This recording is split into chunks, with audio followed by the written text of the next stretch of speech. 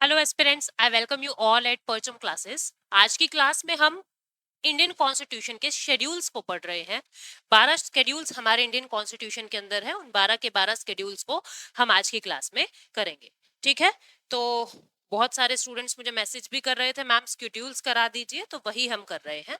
ठीक है, पर आगे बढ़ने से पहले करंट अफेयर रफ्तार, जिसके अंदर जनवरी 2023 से जून 2023 यानी 6 महीने के जितने भी करंट अफेयर्स हैं, इन सभी थीम से रिलेटेड उन सभी थीम की हेडलाइंस आप लोगों को एक जगह पे कंपाइल्ड फॉर्मेट में मिल जाएगी।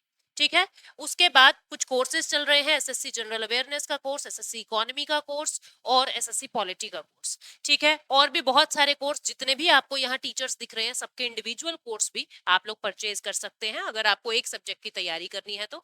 और सभी की कॉम्बो तैयारी करनी है तो आपके लिए ये वाला कोर्स बेनिफिशियल रहेगा। हमारे सारे ही कोर्सेज रिकॉर्डेड फॉर्मेट में मिलते हैं, जिससे ये प्रॉब्लम नहीं रहती कि हमको क्या करना है, मतलब कि कब क्या करना है। आपको डे 1 पे ही सारा सिलेबस आपके हाथ में मिलता है। ठीक है, तो ये सारी चीजें मुझे आपको बतानी थी। अभी हम शेड्यूल्स को पढ़ते हैं।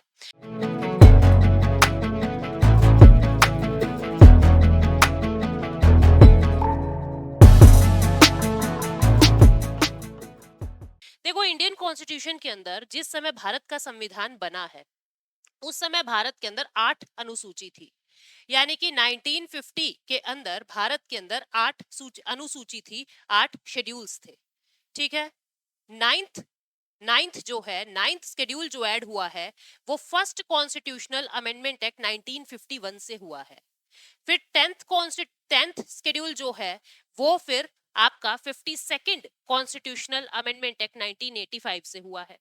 11th और 12th शेड्यूल जो पंचायती राज और म्यूनिसिपैलिटी से डील करते हैं, वो 73rd और 74th कॉन्स्टिट्यूशनल अमेंडमेंट एक्ट से 1992 में शामिल हुए हैं। 10th जो है वो 52nd कॉन्स्टिट्यूशनल अमेंडमेंट एक्ट 1985 से शामिल हुआ है। ठीक है, 11th शेड्यूल जो है वो आपका 73rd कॉन्स्टिट्यूशनल अमेंडमेंट एक्ट 1992 से शामिल हुआ है। और और जो 12th शेड्यूल है, वो आपका 74th कॉन्स्टिट्यूशनल अमेंडमेंट एक्ट 1992 से शामिल हुआ है। ठीक है, तो आज के दिन भारतीय संविधान में 12 अनुसूचियां हैं।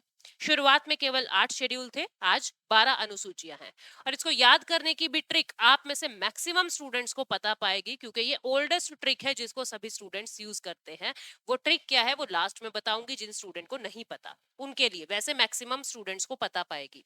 अभी हम एक एक शेड्यूल करके सारे पढ़ते हैं, और कहाँ कहाँ हमारा सवाल, इतना आसान टॉपिक होने के बाद भी कहाँ कहाँ हमारा क्वेश्चन गलत हो जाता है, और शेड्यूल से कौन कौन से क्वेश्चंस बन सकते हैं, वो सारी चीजें हमें इस क्लास में देखनी है।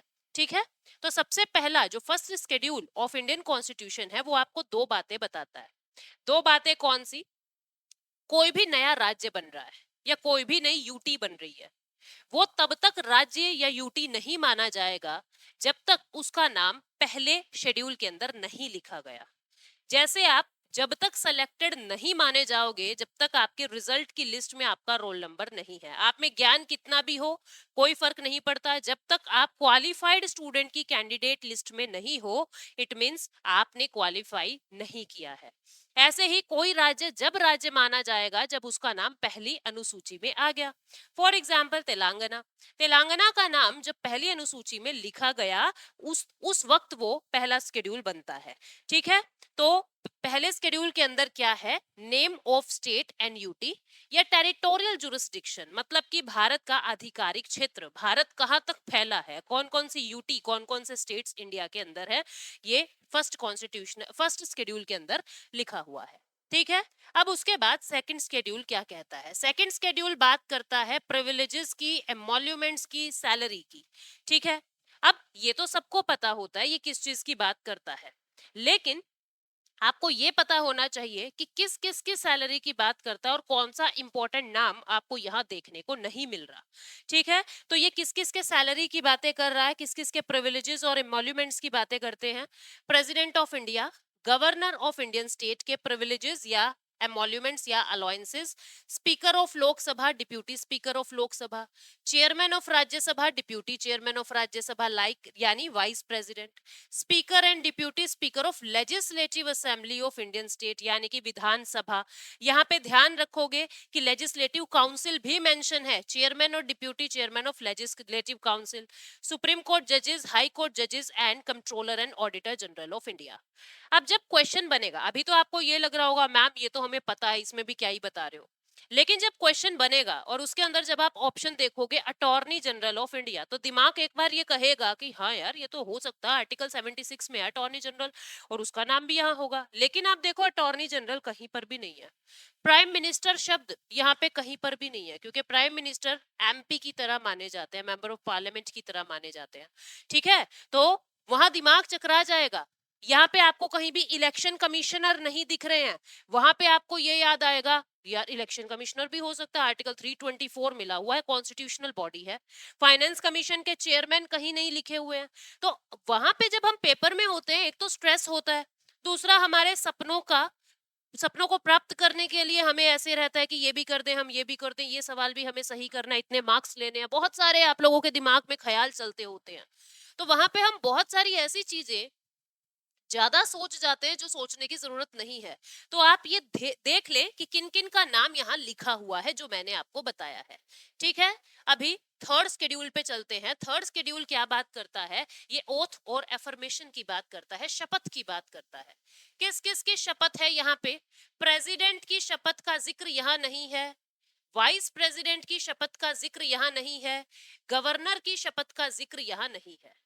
क्यों नहीं है, क्योंकि इनको अलग से आर्टिकल्स मिले हुए हैं, इनको अलग से आर्टिकल्स मिले हुए हैं कि आर्टिकल 60 के अंदर प्रेसिडेंट को शपथ दिलवाई जाएगी, आर्टिकल इसमें वाइस प्रेसिडेंट को, आर्टिकल इसमें गवर्नर को। तो यहाँ पे उनकी शपथ, उनकी ओथ, उनकी एफर्मेशन नहीं लिखी हुई, फिर किसकी लिखी हुई है, यूनियन मिनिस्टर ऑफ इंडिया, जितने भी यूनियन मिनिस्टर हैं, केंद्रीय मंत्री हैं, वित्त मंत्री है, ठीक है, खेल मंत्री है, कृषि मंत्री है, जितने भी यूनियन मिनिस्टर हैं उनकी ओथ और एफर्मेशन।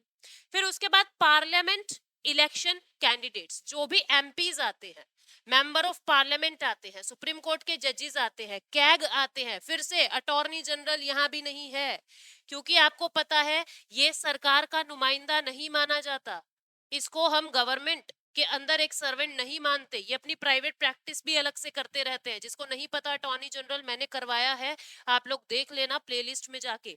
ठीक है, अटॉर्नी जनरल नहीं है यहाँ पे, कैग है, स्टेट मिनिस्टर्स जो राज्य के मंत्री होते हैं, state legislature election candidates MLA जो होते हैं, ठीक है, स्टेट लेजिस्लेचर मेंबर्स, फिर हाई कोर्ट के जजेस, ये सारे जो है वो यहाँ पे आपको देखने को मिलेंगे।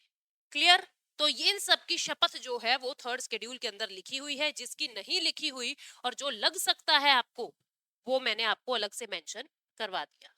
उसके बाद फोर्थ नंबर पे, फोर्थ में राज्यसभा की सीटों का आवंटन है कि किस स्टेट और किस यूटी से राज्यसभा में कितनी सीटें आपको एलोकेट होंगी। जैसे हरियाणा से 5 सीटें राज्यसभा के अंदर होती है। ठीक है, तो आपको ऐसे ऐसे अपने अपने स्टेट की पता भी होनी चाहिए, जैसे मेरा स्टेट हरियाणा और मुझे 5 सीटें राज्यसभा में एलोकेटेड है। तो शेड्यूल 4 के अंदर ये लिखा हुआ है कि किस राज्य को कितनी सीटें राज्यसभा के अंदर मिलेगी। उसके बाद फिफ्थ शेड्यूल क्या कहता है, फिफ्थ शेड्यूल कहता है it contains provisions in relation to administration and control of schedule area and schedule tribe. किस तरीके से शेड्यूल एरिया और शेड्यूल ट्राइब को एडमिनिस्टर करना है या कंट्रोल करना है, ये फिफ्थ शेड्यूल के अंदर लिखा हुआ है। सिक्स्थ शेड्यूल के अंदर क्या है, इसमें 4 स्टेट हैं ट्राइबल एरिया, इन 4 स्टेट्स के ट्राइबल एरिया की बात जो है सिक्स्थ शेड्यूल में है, असम, मेघालय, त्रिपुरा, मिजोरम। ठीक है, आप याद रख सकते हैं ATMM।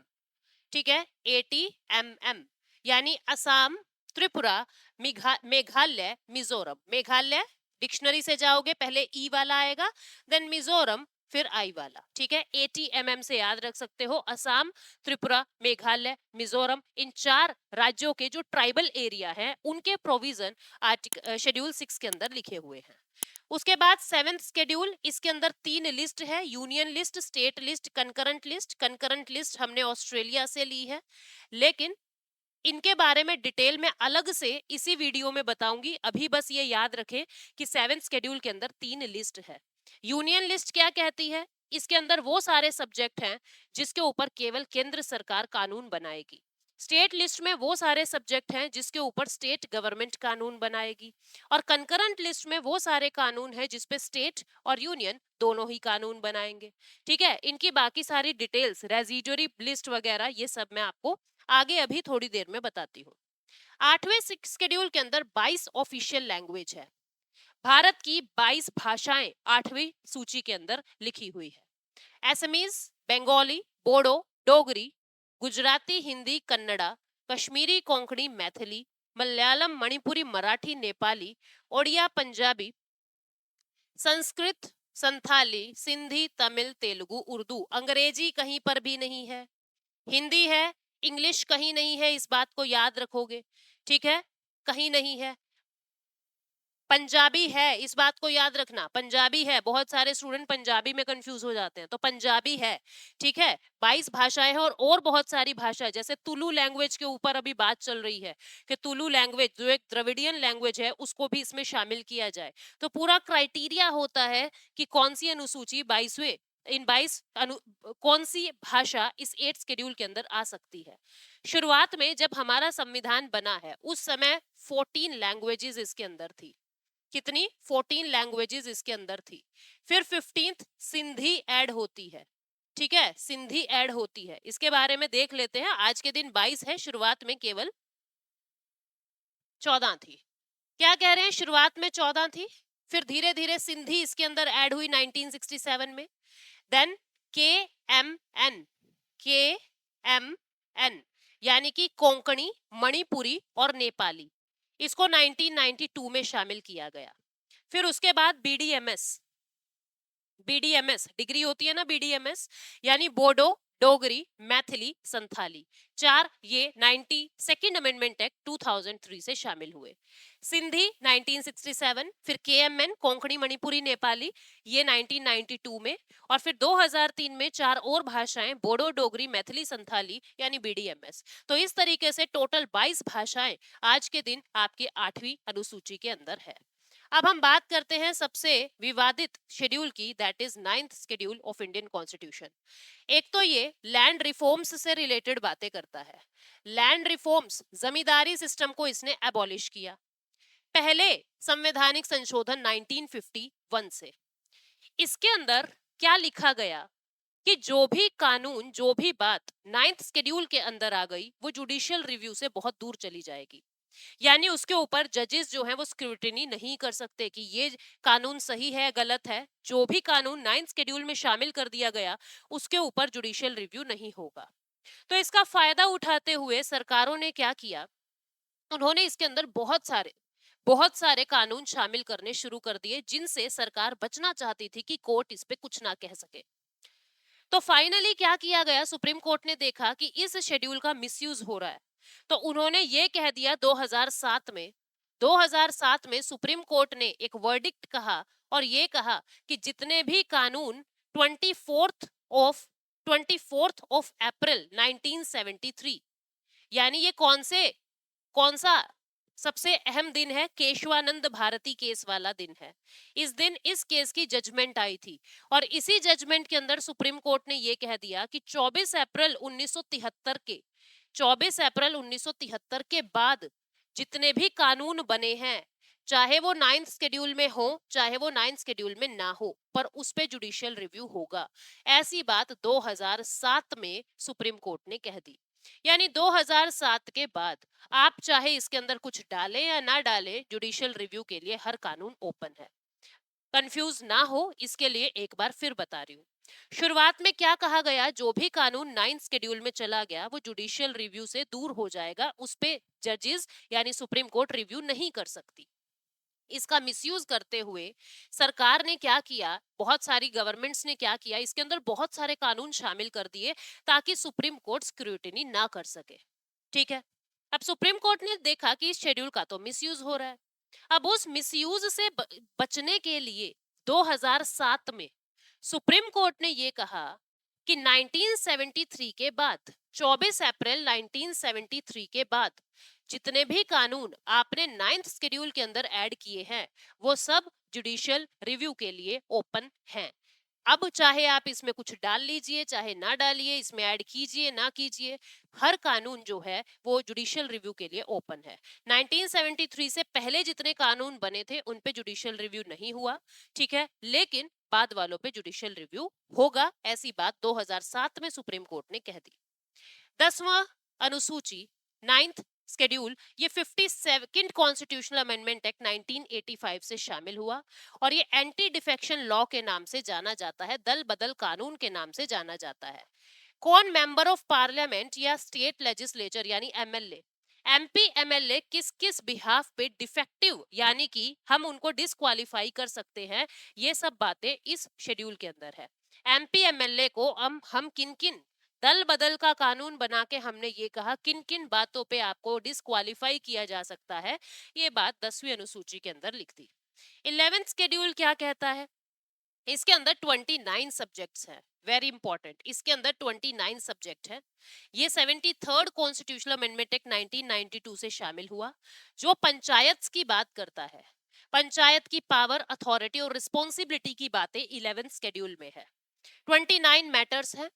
अब ये चीज आपकी राज्य सरकार के ऊपर डिपेंड करती है। फॉर एग्जाम्पल, पंजाब गवर्नमेंट के अंडर जितनी भी पंचायतें आएंगी, मैं एग्जाम्पल के लिए बता रही हूँ, पंजाब गवर्नमेंट के अंदर जितनी भी पंचायत आएगी उनको 29 मैटर में से 29 मैटर में से कितने मैटर्स पे कानून बनाने की ताकत है, ये बात पंजाब गवर्नमेंट बताएगी। ऐसे ही गुजरात के अंडर जितनी भी पार्लियामेंट आती है उन पार्लियामेंट को इन 29 में से कितने सब्जेक्ट्स पे कानून बनाने की ताकत है, ये गुजरात गवर्नमेंट बताएगी। ठीक है, तो स्टेट गवर्नमेंट बताएगी कि हमारे अंडर आने वाली जितनी भी पंचायतें हैं वो कितने कितने विषयों पर कानून बना सकती है। कुछ कुछ राज्यों ने सारे 29 के 29, 29 के 29 मैटर्स पे कानून बनाने की पावर दे दी, कुछ ने कम की दी है। ठीक है, तो मैक्सिमम 29 मैटर्स हैं जिन पे पंचायत कानून बना सकती है। उसके बाद 12th शेड्यूल, इसके अंदर म्युनिसिपैलिटीज की पावर, अथॉरिटी और रिस्पॉन्सिबिलिटी की बातें हैं और इसमें 18 मैटर है। अगेन स्टेट गवर्नमेंट बताएगी कि हमारे यहाँ की म्युनिसिपैलिटी इन 18 में से कितने विषयों पर, कितने मैटर्स पर कानून बना सकती है। ठीक है, मैक्सिमम 18 है। ये 74th कॉन्स्टिट्यूशनल अमेंडमेंट एक्ट 1992 से शामिल हुआ और कहा गया कि हर एक राज्य के अंदर म्युनिसिपैलिटी होंगी, हर एक राज्य के अंदर पंचायत होगी, ये बात 73rd से आई, और म्युनिसिपैलिटी होगी, ये बात 74th से आई। अब हम 7th शेड्यूल के बारे में कुछ बात कर रहे हैं जहां से सवाल ज्यादा बनते हैं। अब हमने देखा जो 7वीं अनुसूची है उसके अंदर 3 लिस्ट हैं, 3 list, union list, state list और कंकरेंट लिस्ट। अब सबसे पहले तो इसको साधारण करके हम लोग समझते हैं। जो यूनियन लिस्ट है उसके ऊपर केवल यूनियन गवर्नमेंट ही कानून बनाएगी। शुरुआत में उसमें 97 सब्जेक्ट थे, मतलब 97 ऐसे मैटर्स थे जिसपे यूनियन गवर्नमेंट कानून बनाती थी। आज के दिन 100 सब्जेक्ट्स हैं, आज के दिन 100 सब्जेक्ट्स हैं। ठीक है, स्टेट लिस्ट क्या होता है, स्टेट लिस्ट के अंदर जितने भी अभी 60, पहले 66 थे, आज के दिन 61 है। 61 सब्जेक्ट्स जो हैं वो 61 सब्जेक्ट्स जो हैं वो स्टेट लिस्ट के अंदर है। इन 61 सब्जेक्ट्स के ऊपर स्टेट गवर्नमेंट कानून बनाएगी। लेकिन अगर कहीं ओवरलैपिंग हो रही है कि कोई एक ऐसा विषय है जिसपे स्टेट ने भी और सेंटर ने भी, दोनों ने ही कानून बनाया हुआ है, मिलता जुलता सा कानून है, और कोई दोनों के कानून कॉन्ट्राडिक्ट कर रहे हैं, तो हमेशा यूनियन गवर्नमेंट की बात प्रिवेल होगी, यानी यूनियन गवर्नमेंट की बात मानी जाएगी। और दूसरा, अगर स्टेट गवर्नमेंट को ऐसा लगे कि इस मैटर पर हमको यूनियन की जरूरत है, हम चाहते हैं यूनियन गवर्नमेंट कानून बनाए, कोई ऐसा मैटर है जिसपे स्टेट गवर्नमेंट ये चाहती है कि यूनियन गवर्नमेंट कानून बनाए, तो आर्टिकल 249 में, आर्टिकल 249 में स्टेट राज्यसभा को ये पावर मिली हुई है, राज्यसभा को ये पावर मिली हुई है कि वो किसी स्टेट लिस्ट के मैटर पर, वो किसी स्टेट लिस्ट के मैटर पर यूनियन से कानून बनवा सकता है। ये पावर केवल राज्यसभा को है आर्टिकल 249 में, कि स्टेट लिस्ट के किसी मैटर पर वो यूनियन गवर्नमेंट से कानून बनवा सकता है। ठीक है, कितने सब्जेक्ट्स हैं, 61 है। फिर बचती है आपकी कंकरेंट लिस्ट। जिसको हमने ऑस्ट्रेलिया से कॉपी किया, ऑस्ट्रेलिया से बोरो किया। और पहले इसके अंदर 47 सब्जेक्ट थे, जो 5 यहाँ माइनस हुए वो 5 हमने यहाँ प्लस कर दिए, और आज के दिन इसमें 52 सब्जेक्ट्स हैं। कंकरेंट का मतलब होता है जिसपे यूनियन और स्टेट दोनों ही कानून बना सकते हैं। ठीक है, कौन कौन से ये 5 हैं, ये सवाल पूछ लिए जाते हैं। और आजकल ये क्वेश्चन भी बहुत बन रहे हैं कि ये मैटर यूनियन लिस्ट में होगा या नहीं होगा। तो हम एक बार वो लिस्ट भी देख लेते हैं, मोटी मोटा सा एक हमको आइडिया लग जाएगा। रटना तो नहीं है और ना ही आप इतने सारे सब्जेक्ट्स याद कर सकते, पर अगर नजरों से आपने निकाला हुआ होगा तो आपको एक आइडिया लग जाएगा। ठीक है, तो यहाँ पे मैंने आपको बता दिया कि अभी कितने सब्जेक्ट्स हैं, वो सारी बातें कर दी। ठीक है, कि यूनियन में 100 है, इसमें 61 है और कंकरेंट में 52 है। ठीक है, उसके बाद कंकरेंट लिस्ट को अगर हम देखें तो हमने ये ऑस्ट्रेलिया से लिया है। ठीक है, और इसके अंदर जो ये 5 सब्जेक्ट ऐड हुए, स्टेट लिस्ट से 5 सब्जेक्ट हटाकर हमने उनको कहाँ डाला, हमने उनको कंकरेंट लिस्ट में डाला। और ये काम कब किया हमने, ये काम हमने 42nd अमेंडमेंट एक्ट 1976 से किया। 42nd अमेंडमेंट एक्ट 1976 एक ऐसा अमेंडमेंट था जिससे हमारे इंडियन कॉन्स्टिट्यूशन का 1/3 हिस्सा बदल दिया जाता है। इसीलिए इस कॉन्स्टिट्यूशनल को अमेंडमेंट को हम मिनी कॉन्स्टिट्यूशन का नाम देते हैं। तो यहाँ पे हमने ये 5 सब्जेक्ट यहाँ से उठा के कंकरेंट में डाल दिए। ये 5 कौन कौन से थे, सुप्रीम कोर्ट, ये 5 कौन कौन से थे, education, forest, protection of birds and wild life, weight and measure. Education, forest, protection of birds and wild life, weight and measure, ये 5 चीजें ऐसी थी जिसके ऊपर यूनियन और स्टेट दोनों ही कानून बना सकते हैं। ये हमने ऑस्ट्रेलिया से बोरो किया है। उसके बाद कौन कौन सी लिस्ट आएगी, यूनियन लिस्ट में कौन कौन से मैटर आएंगे उसको देख लीजिए। Defence of India, naval, military, air force. ठीक है, industry declared by parliament by law, CBI investigation, ये सारी। यूएनओ से रिलेटेड, वॉर एंड पीस से रिलेटेड, एक्स्ट्राडिशन से रिलेटेड, पिलग्रिमेज के कुछ प्लेसेस हैं अगर उनसे रिलेटेड कानून बनाना हो तो, हाईवेज से रिलेटेड कोई कानून अगर बनाना हो तो यूनियन बनाएगा। Light house, light ships, bacon से रिलेटेड यानी समुद्री रास्ते, पोर्ट्स, बंदरगाह, इनसे रिलेटेड कुछ बनाना हो, मैरीटाइम शिपिंग से रिलेटेड कुछ बनाना हो, रेलवे से रिलेटेड, फॉरेन जुरिस्डिक्शन से रिलेटेड, यानी उसके बाद डिफेंस, फॉरेन अफेयर से related, arms, firearms, ammunitions, explosive से related, atomic energy, mineral resources, foreign affairs, citizenship, naturalisation, aliens, piracy, crime committed on high seas, reserve bank of India. ये कुछ ऐसे matter है जिनको देख के ही आपको ये अंदाजा हो जाएगा कि हाँ ये ऐसे कानून है जिसपे यूनियन गवर्नमेंट का से जरूरी है। ठीक है, तो यूनियन गवर्नमेंट के ये कुछ टॉपिक्स मैंने आपको बताए हैं, इन्हीं से ही रिलेटेड रिलेटेड फिर बाकी 100 कंप्लीट कर देते हैं। उसके बाद स्टेट सब्जेक्ट जिसके अंदर 61 है, पब्लिक ऑर्डर से रिलेटेड, प्रिजन रिफॉर्मेशन से आप ना कोरिलेट कर सकते हो। पब्लिक ऑर्डर यानी लॉ एंड ऑर्डर डिस्टर्ब होगा तो जेल में जाएगा बंदा, तो जेल से related. Burials ground, cremation, cremation ground यानी कि जो हम दफनाते हैं, ठीक है, बरियल्स ग्राउंड है, उनसे रिलेटेड कुछ कानून बनाना है। Public health and sanitation, library, museum, institutions, water supply, canal, drainage, betting, gambling, innkeepers, pounds and prevention of cattle, ये सारे आप देख रहे हो। Agriculture very important, agriculture, agricultural education, gas and gas works, state public service commission, public debt of state, taxes on agriculture income, fisheries. ठीक है, अब देखो ये सारी चीजें जो हैं वो आपको स्टेट लिस्ट के अंदर देखने को मिलेगी, एक नजर मार लेना जरूर। उसके बाद कंकरेंट लिस्ट में actionable wrongs, bankruptcy and insolvency, economic and social planning, commercial and industrial monopolies, wild animals and birds, cruelty of animal, ये drugs, poison, legal medical services, charities, relief funds, ये सारी चीजें जो है वो यहाँ से आएंगी। ठीक है, तो आप इन चीजों को याद रखना, इंपॉर्टेंट है। इलेक्ट्रिसिटी बहुत बार पूछा गया है, फैक्ट्रीज बहुत बार पूछा गया है, ट्रस्ट एंड ट्रस्टीज बहुत बार पूछा गया है। ये कुछ ऐसी चीजें हैं जो कंकरेंट लिस्ट के अंदर आएगी जिसपे यूनियन और स्टेट दोनों ही कानून बना सकते हैं। एक बार मोटी मोटी सी नजरें आप लोग इन पे मार लेंगे। उसके बाद रेजिडुअरी पावर कौन सी होती है, ये वो पावर होती है जो तीनों ही लिस्ट में कहीं पर नहीं है, ना तो यूनियन लिस्ट में, ना ही स्टेट लिस्ट में, ना ही कंकरेंट लिस्ट में। तो वो सारी बातें जो तीनों ही लिस्ट में नहीं है, उनको हम रेजिडुअरी पावर कहते हैं।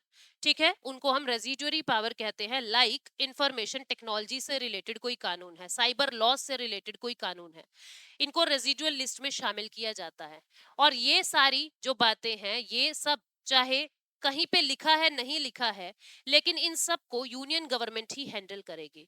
इन सब को यूनियन गवर्नमेंट ही हैंडल करेगी, ऐसी बात आर्टिकल 248 में लिखी हुई है कि जो बात कहीं पर भी मेंशन नहीं है, उसको रेजिडुअरी पावर कहते हैं, और उसको हैंडल करने की ताकत सिर्फ और सिर्फ इंडियन पार्लियामेंट को है, लेजिस्लेचर को नहीं है, स्टेट लेजिस्लेचर को नहीं है, पार्लियामेंट को है।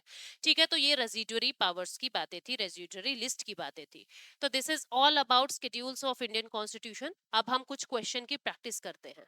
ठीक है, अच्छा एक और बात, जो वो होगा ना स्टेट लिस्ट के मैटर या कंकरेंट लिस्ट के मैटर, जितने भी कानून बन रहे हैं, अल्टीमेट वो पार्लियामेंट से ही अप्रूव होके आगे जाएंगे।